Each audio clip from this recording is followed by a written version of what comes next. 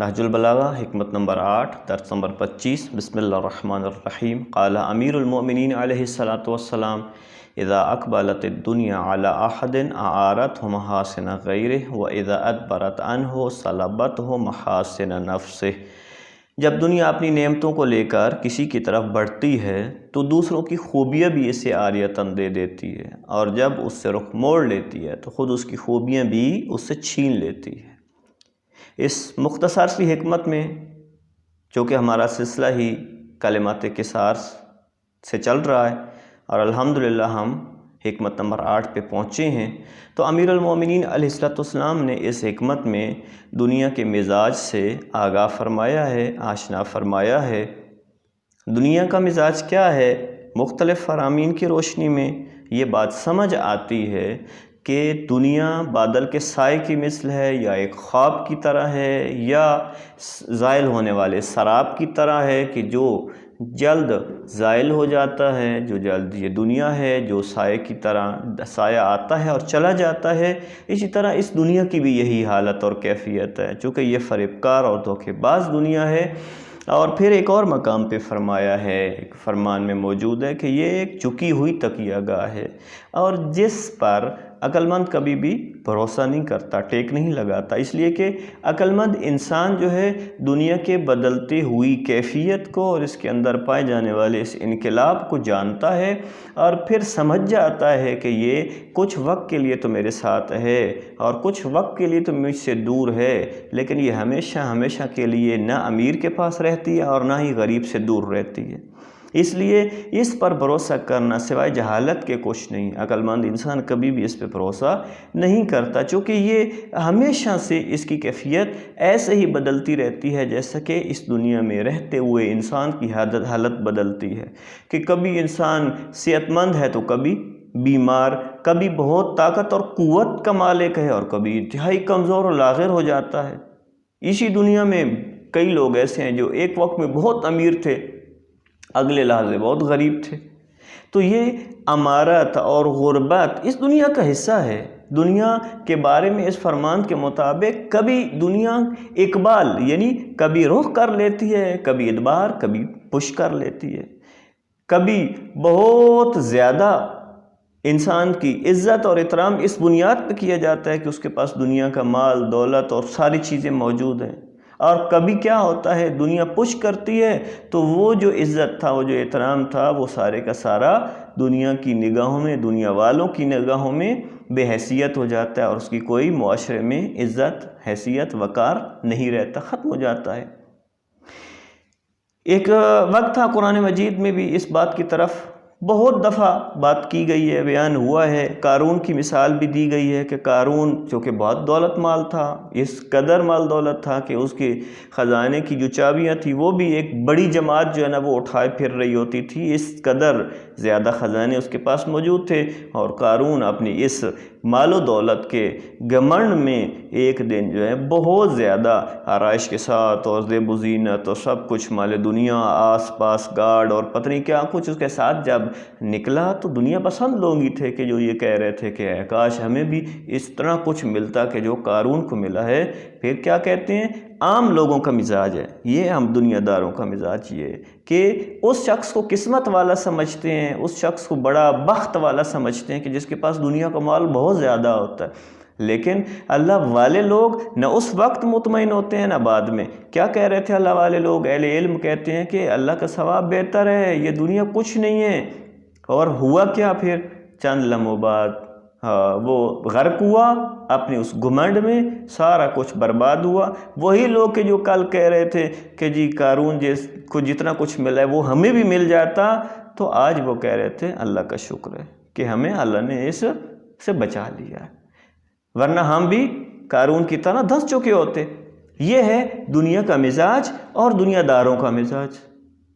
قرآن مجید میں سورہ آل عمران آیت نمبر 14 میں دنیا کی وہ چیزیں کہ جن کی طرف عام طور پہ انسان رغبت کرتا ہے اور انسان کا نفس جو ہے نا بہت زیادہ ان کو چاہتا ہے، اس کے بارے میں ارشاد الہ بولے جاتا ہے کہ لوگوں کے لیے خواہشات نفس کی رغبت، مثلا عورتیں، بیٹے، سونے چاندی کے ڈھیر لگے خزانے، عمدہ گھوڑے، مویشی اور کھیتی، زیب و زینت بنا دی گئی ہیں، یہ سب دنیاوی زندگی کا سامان ہے، اور اچھا انجام تو اللہ ہی کے پاس ہے۔ یہ چند چیزیں ایسی ہیں کہ جو انسان سے متعلق بھی ہیں، انسان ان سے استفادہ بھی کرتا ہے، انسان ان کی رغبت بھی کرتا ہے اور انسان ان کو بہت چاہتا بھی ہے، لیکن وہ لوگ چاہتے ہیں کہ جو دنیا پسند زیادہ ہوتے ہیں، لیکن آخرت کو چاہنے والے لوگ، آخرت کو پسند کرنے والے لوگ، اللہ کی رضا اور خوشنودی کی طرف بڑھنے والے لوگ ایسے نہیں ہوتے،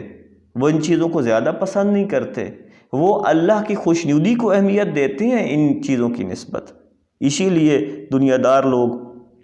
جب کسی کے پاس اس طرح کا مال دولت ہوتا ہے، جیسے آج کے دور میں گاڑی ہے، کوٹھی ہے، بنگلہ ہے، اچھی ہے، خوبصورت عورتیں ہیں، اور یہ اس صورت میں لوگ اس کی عزت بھی کرتے ہیں، اس کو احترام بھی کرتے ہیں، حتیٰ ایسی ایسی باتیں ان کے حق میں کہتے ہیں جو اور ایسی صفات ان کے سے متصف کرتے ہیں جن کا وہ اصلاً اہل ہی نہیں ہوتے۔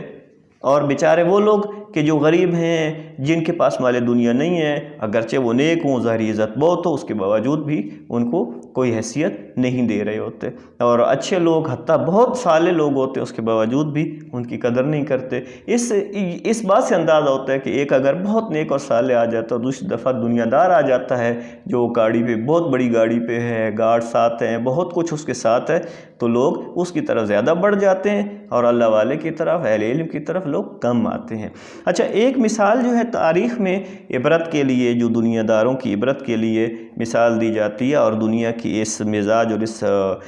کی حیثیت کو بہت بہتر انداز میں پہنچاتی ہے اور بیان کرتی ہے، وہ جعفر برمکی کی مثال ہے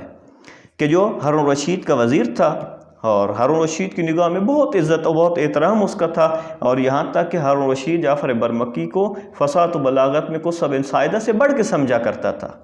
اور اسی طرح سیاست کے میدان میں حضرت عمر بن خطاب سے بھی بالاتر سمجھا کرتا تھا۔ اور